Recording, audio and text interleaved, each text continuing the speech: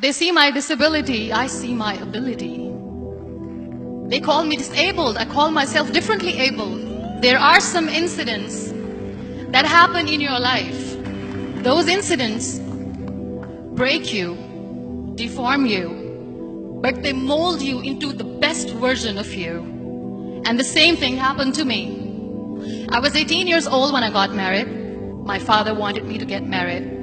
And all I said was, if that makes you happy, I'll say yes. And of course, it was never a happy marriage.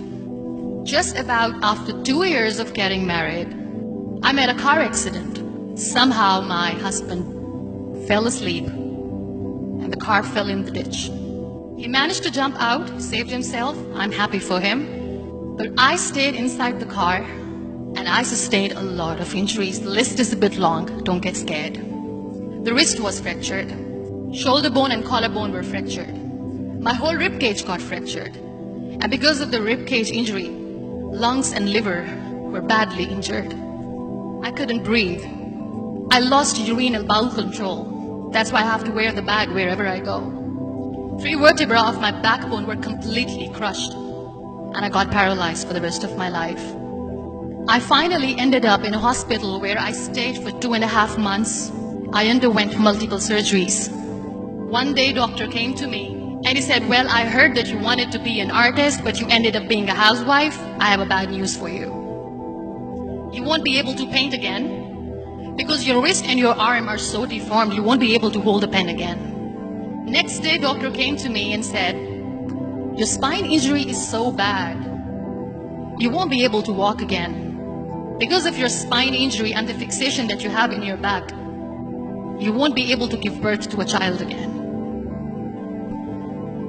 That day, I was devastated. I asked my mother, why me? And that is where I started to question my existence. Why am I even alive? And that is where I realized that the words have the power to heal the soul.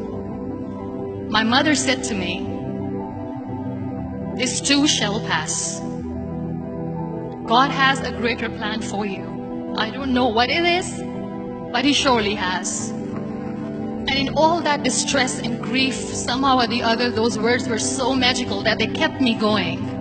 One day I asked my brothers, I know I have a deformed hand, but I'm tired of looking at these white walls in the hospital and wearing these white scrubs. I'm getting tired of this. I want to add more colors to my life. I want to do something. Bring me some colors, bring me some small canvas. I want to paint.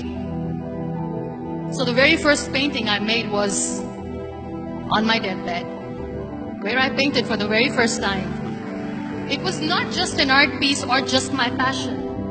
It was my therapy. And then I was discharged and I went back home.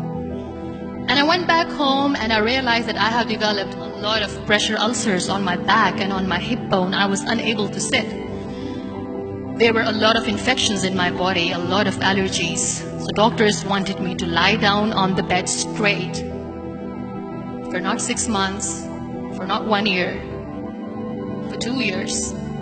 I was bedridden, confined in that one room, looking outside the window, listening to the birds chirping, and thinking maybe there will be a time when we'll be going out with the family and enjoying the nature. That was the time where I realized how lucky people are. That is the time where I realized that the day I'm going to sit, I'm going to share this pain with everyone to make them realize how blessed they are, and they don't even consider them lucky. That day I decided that I'm going to fight my fears. We all have fears. Fear of unknown, fear of losing people, fear of losing health, money. We want to excel in career, we want to become famous, we want to get money. We are scared all the time. So I wrote down one by one all those fears. And I decided that I'm going to overcome these fears one at a time. You know what was my biggest fear? Divorce. I was trying to cling on to this person who didn't want me anymore, but I said no. I have to make it work. But the day I decided that this is nothing but my fear, I liberated myself by setting him free. And I made myself emotionally so strong that the day I got the news that he's getting married, I sent him a text that I'm so happy for you and I wish you all the best. And he knows that I pray for him today. Number 2 was, I won't be able to be a mother again. And that was quite devastating for me. But then I realized there are so many children in the world, all they want is acceptance. So there is no point of crying, just go and adopt one. And that's what I did. People think that they will not be accepted by the people because we, in the world of perfect people, are imperfect. So I decided that instead of starting an NGO for disability awareness, which I know will not help anyone, I started to appear more in public. I started to paint. I decided that I'm going to join the national TV of Pakistan as an anchor person. And I've been doing a lot of shows for the last 3 years. I became the National Goodwill Ambassador for UN Women Pakistan, and now I speak for the rights of women, children. We talk about inclusion, diversity, gender equality, which is a must. Every time I go in public, I always smile. It's always a big toothy smile on my face, and people ask me, don't you get tired of smiling all the time? What's the secret?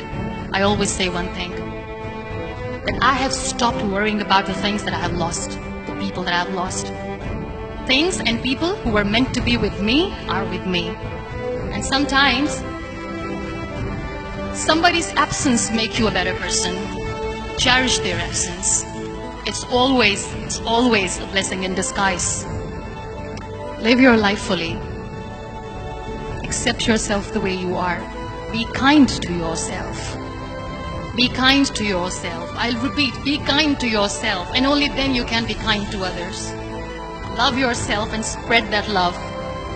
Life will be hard. There will be turmoil. There will be trials, but that will only make you stronger. So when you accept yourself the way you are, the world recognizes you. It all starts from within.